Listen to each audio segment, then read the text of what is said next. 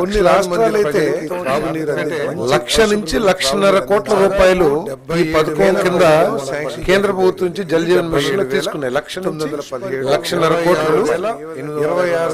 మనకంటే చిన్న రాష్ట్రమైన కేరళ రాష్ట్రం కేంద్ర ప్రభుత్వం 70,000 కోట్ల రూపాయల దాకా తీసుకుని ప్రతిపాదనలు పంపించింది. లక్ష నుంచి 1,50,000 ప్రభుత్వం ప్రతిపాదనలు కేవలం 26,000-25,000 కేంద్ర ప్రభుత్వం నుంచి జల్ జీవన్ మిషన్ 26,824 కోట్ల రూపాయలు కేటాయించడం జరిగింది.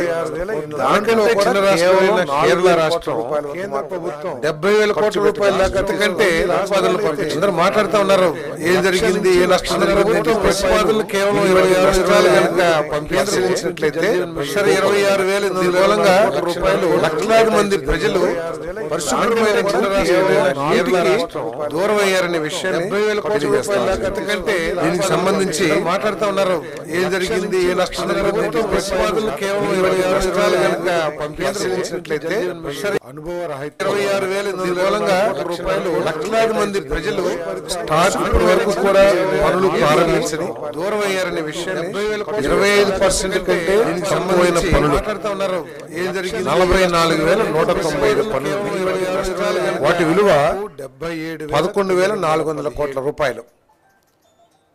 వాటిని టెండర్స్ని క్యాన్సిల్ చేసి మళ్ళీ టెండర్లో పిలిచే విధంగా అనుమతి ఇవ్వటం జరిగిందని చెప్పేసి మనం చేస్తాం. అదేవిధంగా 33,717 ప్రాజెక్టులు వివిధ దశల్లో ఉన్నాయి. పైపులు సప్లై చేస్తాం కానీ లేదా కొంత పని ప్రారంభించడం కానీ వాటన్నిటినీ కూడా నిర్దిష్ట సమయంలో పూర్తి చేయడానికి అనుమతి మంజూరు చేయడం జరిగిందని చెప్పేసి మనం చేస్తాం. దీంట్లో ప్రధానంగా 3 ప్రాజెక్టులు, పులివెందుల్లో త్రాగునీటి ప్రాజెక్టు, అదేవిధంగా ద్రోణాచలం, ఉద్దానం. అంటే ఇక్కడ తీవ్ర నీటి సమస్యలు ఉన్నాయి కాబట్టి ఈ ప్రాజెక్ట్స్ని కంటిన్యూ చేసి కంప్లీట్ చేయాలని చెప్పేసి మరి నిర్ణయించడం జరిగింది.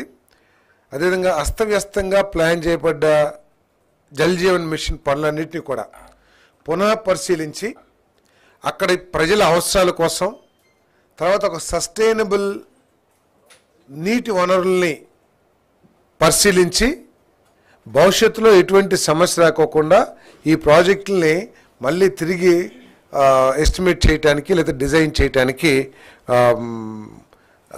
నిర్ణయం తీసుకుందని చెప్పేసి మనం చేస్తున్నాం. దీంట్లో గత ప్రభుత్వం ఎంత నిర్లక్ష్యంగా వ్యవహరించిందంటే ఈ జల్ జీవన్ మిషన్ యొక్క ముఖ్య ఉద్దేశం ఏంటంటే సస్టైనబుల్ వాటర్ సోర్స్, నదులు కానివ్వండి, లేకపోతే రిజర్వాయర్స్ కానివ్వండి, లేకపోతే చెరువులు కానీ సర్ఫేస్ వాటర్ కానివ్వండి, వీటి ద్వారా త్రాగునీటి వసతి ఏర్పాటు చేయాలి. ఎందుకంటే ఇది పర్మనెంట్, తర్వాత కొంత ప్యూరిటీ వాటర్ ఉంటుంది. కానీ ఈ ప్రభుత్వం బాధ్యతారహితంగా బోర్లు వేసేసి ఆ బోర్లతోనే అదే నీటిని, ఎందుకంటే ఎండిపోయే అవకాశం ఉంటుంది. సో ఇవన్నీ కూడా ఆలోచన చేయకోకుండా చేయటం ఈ జల్ జీవన్ మిషన్ని పూర్తిగా వినియోగించుకోలేకపోవటం గత ప్రభుత్వం యొక్క ఫెయిల్యూర్ అని చెప్పేసి కూడా నేను మనవి చేస్తాను. నేను తర్వాత అత్యంత ముఖ్యమైన నిర్ణయాలు ఏమిటంటే అమరావతి, ఇప్పటి వరకు డోలాయమానంలో ఉన్న అమరావతి గత ప్రభుత్వ నిర్వాహకం మూలంగా కానివ్వండి, తీసుకున్న అసంబద్ధ నిర్ణయాల మూలంగా కానివ్వండి, ఈ రాష్ట్రానికి రాజధాని లేకుండా పోయిన విషయం రాష్ట్ర ప్రజలందరూ కూడా తెలుసు. ఈ కూటమి ప్రభుత్వం, చంద్రబాబు నాయుడు గారి నాయకత్వంలోని ప్రభుత్వం ఈ అమరావతిని ఇంటర్నేషనల్ స్టాండర్డ్స్తో తెలుగు వారందరూ కూడా, ఆంధ్రప్రదేశ్లో తెలుగు వారందరూ కూడా గర్వపడే విధంగా 3 సంవత్సరాల్లో పూర్తి చేయాలని కట్టుబడి ఉందని చెప్పేసి మీకు మనవి చేస్తా ఉన్నాను. దాంట్లో భాగంగానే మరి ఇప్పటికే వరల్డ్ బ్యాంకు, ఏడీబీ నిధులు మన లోన్ను శాంక్షన్ చేయటం, అదేవిధంగా హట్కో ద్వారా 11,000 కోట్ల రూపాయలు, మరి కేఎఫ్డబ్ల్యూ జర్మనీ ఫైనాన్స్ కంపెనీ, ఆ కంపెనీ ద్వారా ఒక 5,000 కోట్ల రూపాయలు రుణాలు తీసుకుంటానికి ఏపీసీఐడిఏకి ప్రభుత్వం ఆమోదం తెలిపింది, పర్మిషన్ ఇచ్చింది. ఈ నిధులతో 45 పనుల్ని, ఇంజనీరింగ్ పనుల్ని, దాంట్లో ఐఏఎస్ ఆఫీసర్స్ క్వార్టర్స్ కానివ్వండి, గెస్టెడ్ ఆఫీసర్స్ క్వార్టర్స్ కానివ్వండి, క్లాస్ 4 ఎంప్లాయీస్ క్వార్టర్స్ కానివ్వండి, అదేవిధంగా ఈ ఫ్లడ్ మిటిగేషన్ వరద నివారణ కార్యక్రమాలు కానివ్వండి, ఇంకా రోడ్స్ ఇన్ఫ్రాస్ట్రక్చర్ వీటన్నిటికీ 45 పనులు వాల్యూ 33,137.98 కోట్ల రూపాయలతో చేపట్టడానికి ప్రభుత్వం ఏపీసీఐడిఏకి అనుమతి మంజూరు చేసిందని చెప్పేసి నేను మనవి చేస్తాను. అదేవిధంగా ఏపీ రియల్ ఎస్టేట్ అప్పీలేట్ ట్రిబ్యునల్లో 14 పోస్టుల మంజూరు కోసం చేసిన ప్రతిపాదనను కూడా కేబినెట్ ఆమోదించిందని చెప్పేసి తెలియజేస్తా ఉన్నాను నేను. అదేవిధంగా గ్రామకంఠం భూముల సర్వే మరియు రికార్డింగ్ గత ప్రభుత్వం 6,688 గ్రామాల్లో రీసర్వే చేస్తే దాదాపు 1,95,000 గ్రీవెన్సెస్ ప్రభుత్వానికి వచ్చినాయి. దాంట్లో 48,899 స్ప్లిట్టింగ్ కోసం, అంటే జాయింట్ ల్యాండ్ పార్సల్ మ్యాప్స్ ఏదైతే ఉన్నాయో వాటిని స్ప్లిట్టింగ్ అంటే సబ్ డివిజన్ చేయటం కోసం అర్జీలు రావటం జరిగింది. వాటికి నిర్దిష్ట సమయం లోపల వాటిని సబ్ డివిజన్ చేసేసి దానికి 550 రూపాయలు ఫీజు చెల్లించాలి. ఆ ఫీజు చెల్లించుకోకుండా తీసుకున్న నిర్ణయాన్ని కేబినెట్ ఆమోదించిందని చెప్పేసి మనం చేస్తాను.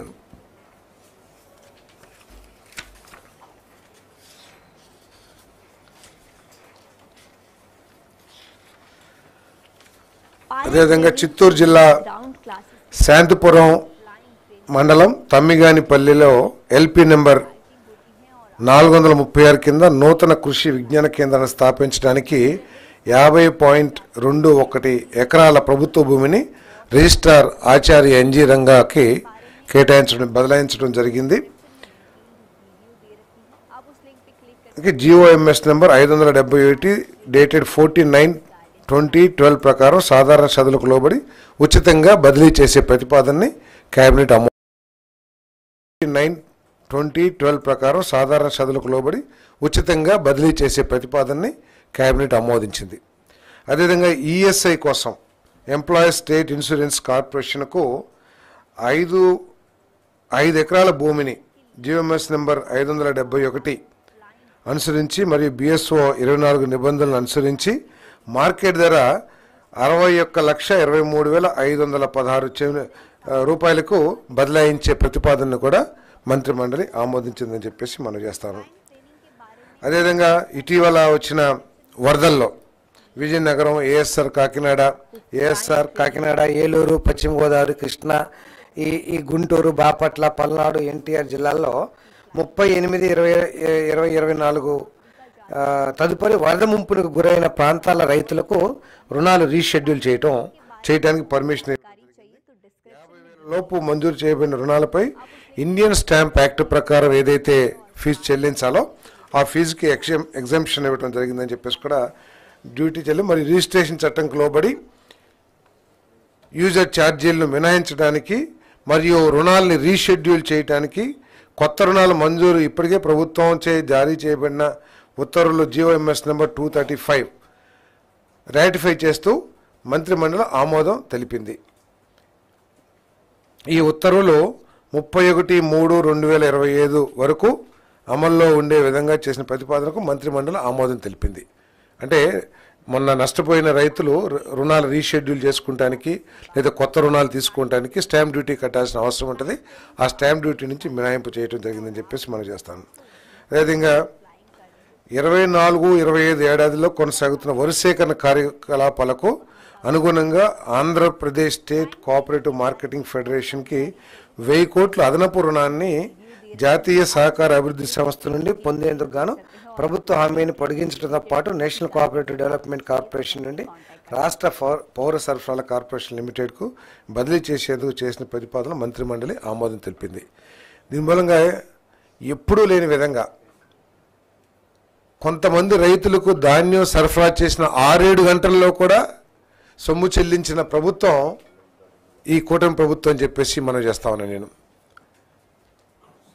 ముఖ్యమంత్రి గారు అయితే ఇన్స్టెంట్ పేమెంట్ ఇవ్వడానికి ఏమైనా అవకాశాలు ఉన్నాయేమో, రైతు పండించిన ధాన్యాన్ని రైస్ మిల్లు అన్లోడ్ చేయగానే దానికి సంబంధించిన డాక్యుమెంట్స్ జనరేట్ కాగానే అక్కడికక్కడే పేమెంట్ ఇచ్చే అవకాశాలను కూడా పరిశీలించమని చెప్పేసి ముఖ్యమంత్రి గారు చెప్పడం జరిగిందని చెప్పేసి కూడా, అంటే రైతులకి ఏ విధంగా అండగా నిలబడాలి అనే విషయంలో ఈ ప్రభుత్వం ఎంత చిత్తశుద్ధితో ఉందో దీని ద్వారా తెలుస్తుందని చెప్పేసి మనం చేస్తాను.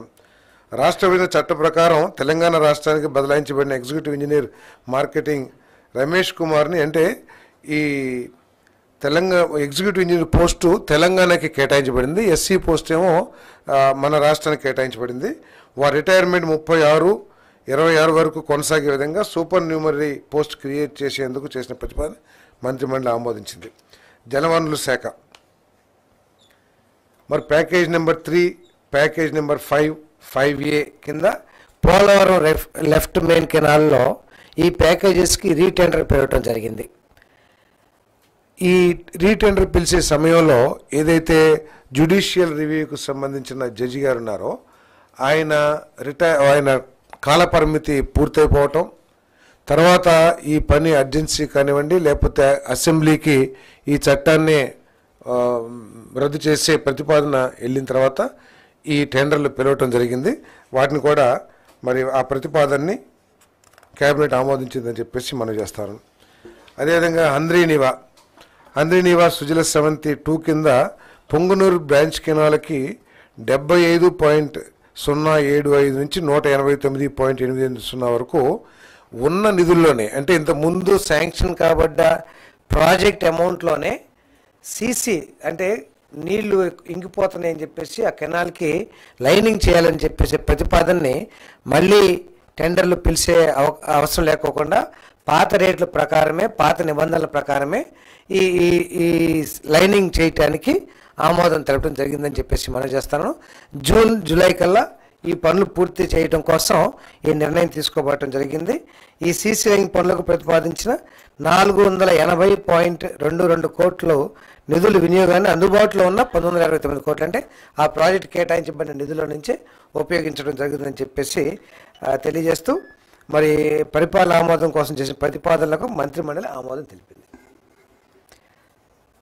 క్లీన్ ఎనర్జీ ప్రాజెక్ట్ అభివృద్ధి కోసం renewable energy development corporation of Andhra Pradesh ద్వారా ఎన్టీపీసీతో జాయింట్ వెంచర్ ఏర్పాటుకు సంబంధించి 19/11/2024 రాష్ట్ర ప్రభుత్వం జారీ చేసిన ఆర్డర్ల ఆమోదం కోసం చేసిన ప్రతిపాదనకు మంత్రిమండలి ఆమోదం తెలిపిందని చెప్పేసి మనం చేస్తాను. నేను మరి రాష్ట్రంలో 1,87,000 కోట్ల రూపాయలు పెట్టుబడులు ఎన్టీపీసీ పెట్టబోతుందని చెప్పేసి మనం చేస్తాను. ఇది కేంద్ర ప్రభుత్వ సంస్థ కాబట్టి ఈ నిధులు తప్పుకోకుండా రావటం లేదా ఈ ప్రాజెక్టు టేకప్ చేయడం జరుగుతుందని చెప్పేసి కూడా నేను మనవి చేస్తా ఉన్నాను.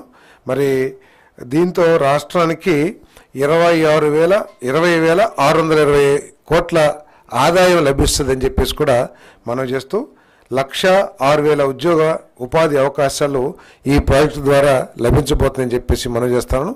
రాష్ట్రాన్ని ఈ గ్రీన్ ఎనర్జీ సెక్టర్లో నెంబర్ 1గా చేసే దిశలో భాగంగా ఈ కార్యక్రమాన్ని తీసుకుంటున్నామని చెప్పేసి మనం చేస్తాను. Solar, wind, pump storage, green hydrogen, green ammonia వంటి పునరుత్పాదక విద్యుత్ రంగ ప్రాజెక్టులు పోర్చడానికి రాష్ట్ర ప్రభుత్వం ఎప్పుడూ ముందుంటుంది. ఇంటిగ్రేటెడ్ క్లీన్ ఎనర్జీ పాలసీలో భాగంగా వచ్చే 5 ఏళ్లలో 78.5 గిగావాట్ల solar power, 35 gigawatts wind power, 22 gigawatts pump storage, 1.5 MMTPA green hydrogen ఉత్పత్తి సాధించాలని ప్రభుత్వం లక్ష్యంగా పెట్టుకుందని చెప్పేసి మనం చేస్తాను నేను. మరి అదేవిధంగా గతంలో 2014-2019 మధ్యలో ఆనాటి చంద్రబాబు నాయుడు గారి ప్రభుత్వం ఇంటర్మీడియట్ విద్యార్థులకు కూడా మధ్యాహ్న భోజన పథకం అమలు చేసింది. మరి గత ప్రభుత్వం ఆ పథకాన్ని రద్దు చేసిన విషయం తెలిసిందే. మరి ఆ మధ్యాహ్న భోజన పథకాన్ని అంటే దాదాపు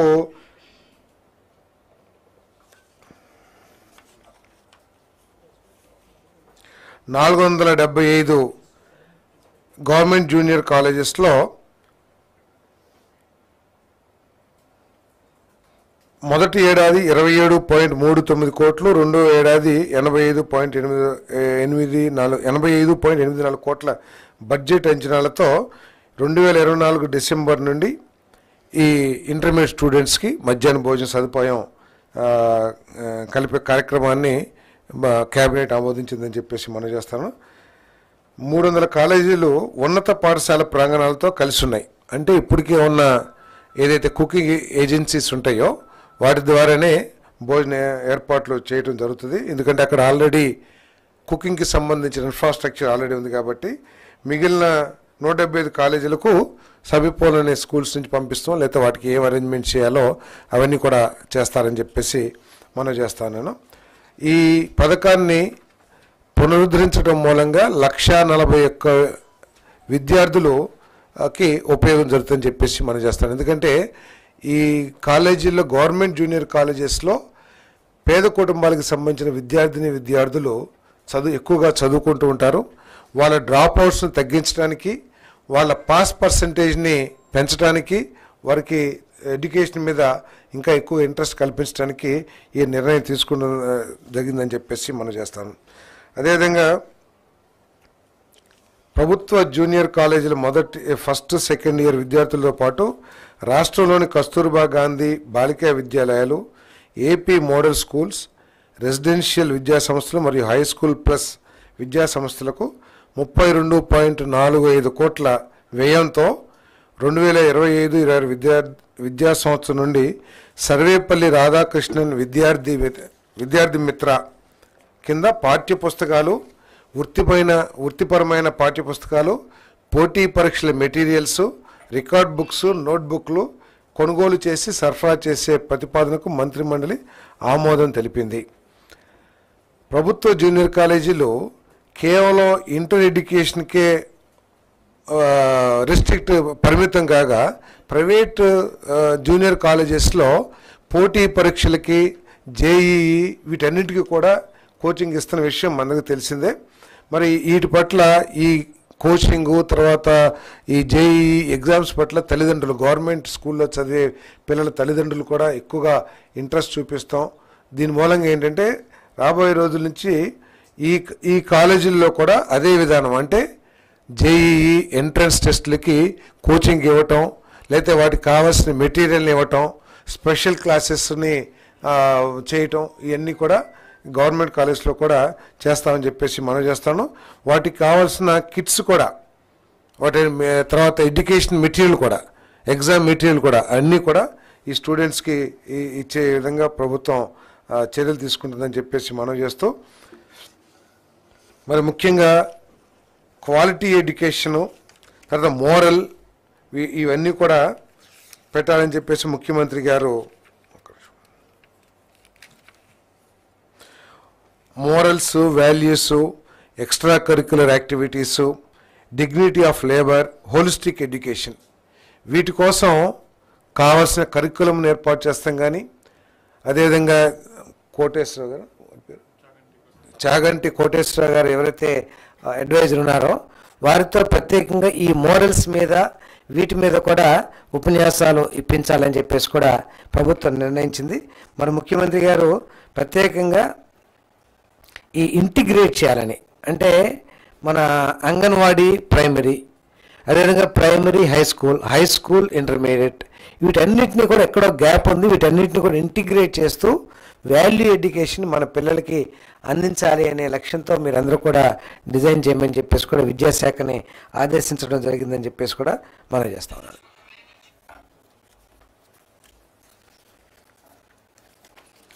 ఓకే.